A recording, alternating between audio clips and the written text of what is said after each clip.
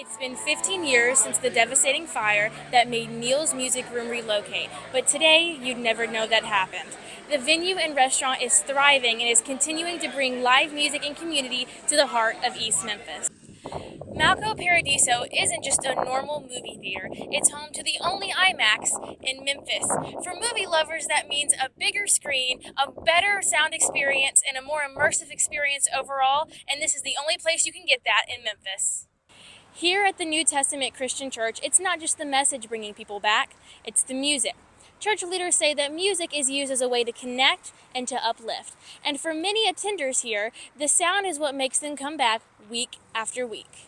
Inside City Thrift, it's more than just about finding a good deal. It's about finding a story. From vintage fashion to one-of-a-kind pieces, buyers aren't just shopping, they're curating. And in a world of fast fashion, places like these are making second-hand pieces something new.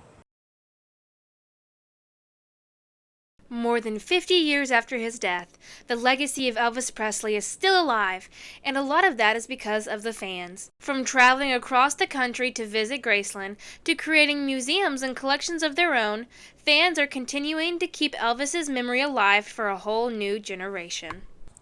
This is the Tiger Man Dojo, made by a fan for the fans. It's only 5 minutes from Graceland, as well as it's a part of the biggest name in history, Elvis Presley. He trained in martial arts here in the mid-70s, and now it is a museum for everyone to see. Let's get into it.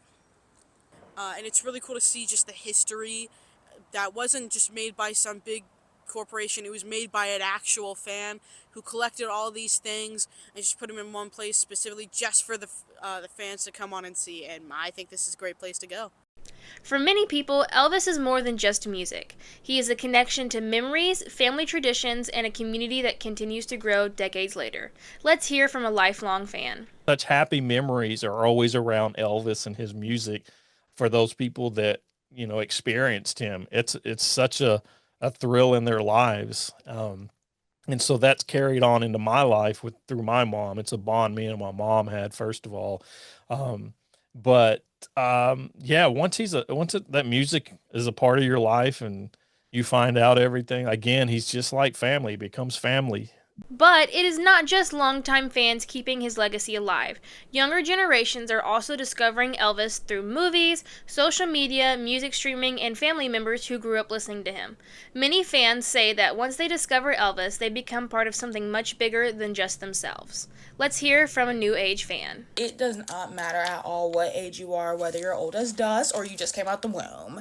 Like, as long as you're an Elvis fan, that literally all that matters. And like honestly, the more the merrier, because that's what's going to keep his legacy living on longer. So even in 2026, Elvis remains one of the most recognizable names in music history, and as long as the fans continue to pass the torch sharing his story, his legacy is not going anywhere.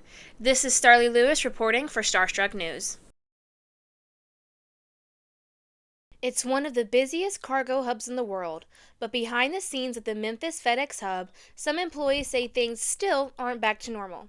In the early morning hours of February 25th, a hazardous materials spill triggered a hazmat response, shutting down multiple buildings and forcing some employees out of their normal stations. Reports say between 16 and 20 ounces of a material was spilled. What initial information described it only as a chemical, multiple sources confirmed the substance involved was mercury.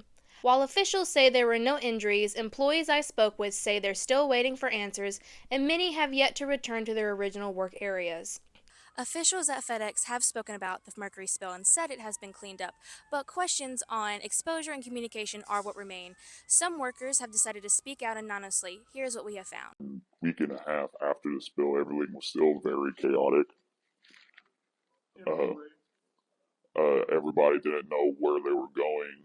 My old crew members, they got moved outside and they were split off into like three separate groups. The disruption also impacted deliveries, with packages being rerouted and the United States Postal Service stepping in to help move shipments.